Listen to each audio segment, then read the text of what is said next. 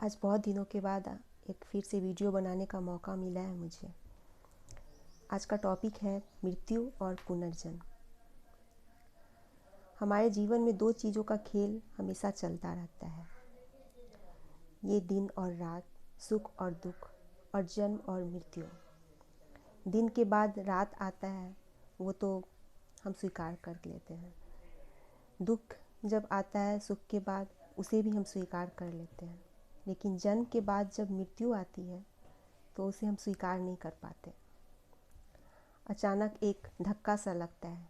किसी की जब हम सुन लेते हैं तो पूछते हैं कैसे हुआ। अच्छा, थोड़ी सी सावधानी बरते रहते तो कुछ दिन और जी लेते, और फिर इस तरह से मृत्यु को तो कोई उसका सामना नहीं करना चाहता। लेकिन सच तो ये है कि इससे कोई बच भी नहीं सकता। जिसने जन्म लिया है उसकी मृत्यु एक दिन निश्चित ही है, वो तो उसे मरना ही है।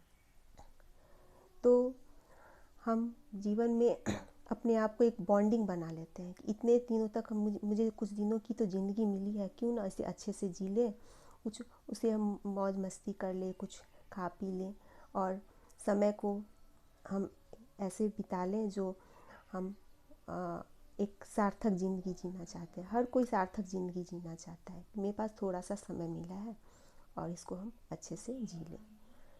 लेकिन अगर हम देखते हैं कि एक बॉन्डिंग में अगर हम जीते हैं कि ये मृत्यु है और इसके बाद तो हमें आगे कोई जीवन नहीं है, तो मुझे तो इसी समय में मुझे सारे काम कर लेने हैं, तो एक हड़बड़ाहट भी होती है और हम इस हड़बड़ाहट में बहुत सारे गलत काम कर लेते हैं। जैसे जब टाइम का जब बॉन्डिंग हो जाता है, एक लिमिटेशन हो जाता है, तो उसमें जो चीज़ नहीं करनी होती है वो चीज़ भी हम जब समझ लीजिए कि जब हम कुछ हड़बड़ाहट होती है, जब समय की कमी होती है, तो कुछ अनजाना काम भी कर लेते हैं जो नहीं करना चाहिए।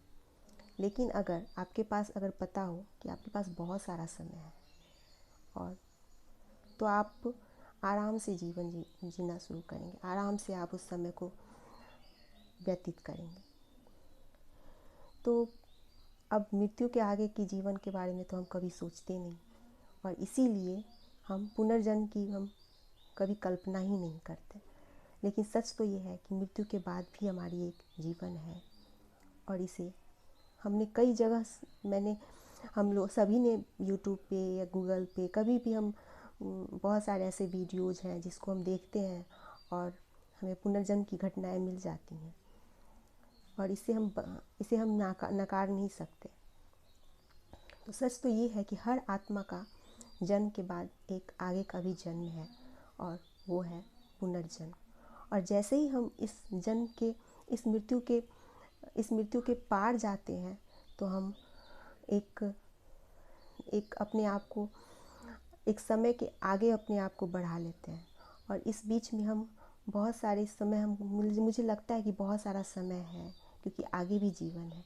और तब हम वो कमाई जमा करते हैं जीवन में जिस पर हम ध्यान नहीं देते, और वो कमाई है दुआएं लेना और दुआएं देना, सुख देना और सुख लेना। हम जब फोकस हो जाते हैं, तब हमें कोई दुख भी देता है तो हम सोचते हैं कि अरे मुझे तो आगे भी जीना है, और इसकी कुछ खुशियाँ, कुछ दुआएं क्यों न लें, और इसके दुख को हम एक्सेप्ट कर लेते हैं, उसको हम स्वीकार कर लेते हैं, और उसको मन से उसको दुआएं देते हैं, खुशियाँ देते हैं, क्योंकि हमें आगे भी जीना होता है। तो पुनर्जन्म की जब सच्चाई को हम जान लेते हैं, तब हम सही मायने में जी सकते हैं।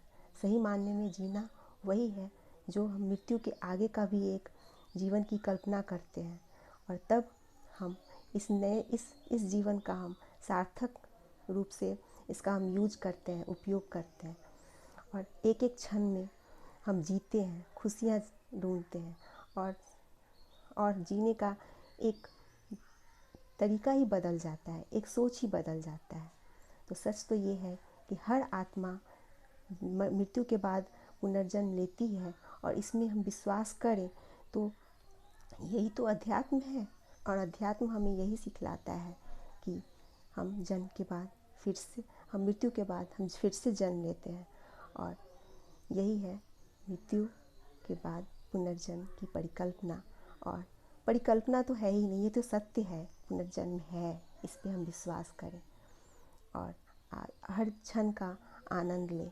एक एक क्षण का कुछ ऐसा हुलहुलाहट में कोई ऐसा काम ना कर लें जो हमें बाद में वो कमाई में कुछ उसकी कमी हो जाए।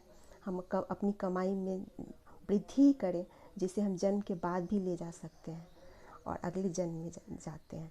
जब हम अगले जन्म में जाते हैं, लोग तो हमें वही मिलते हैं, लेकिन हमारा शरीर बदल चुका होता है, हमारा एड्रेस, हमारा घर भी बदल चुका होता है, लेकिन हम उन्हीं लोगों के बीच में आते हैं जिनसे हम पिछले जन्म में भी मिले थे, और फिर हम एक नए ऊर्जा और एक विश्राम के बाद एक नए ऊर्जा के साथ हम जीते हैं। तो आइए अगले एपिसोड में फिर हम और भी ढेर सारी टॉपिक लेके आएंगे और इस पर बात करेंगे। तब तक के लिए थैंक यू फॉर वॉचिंग।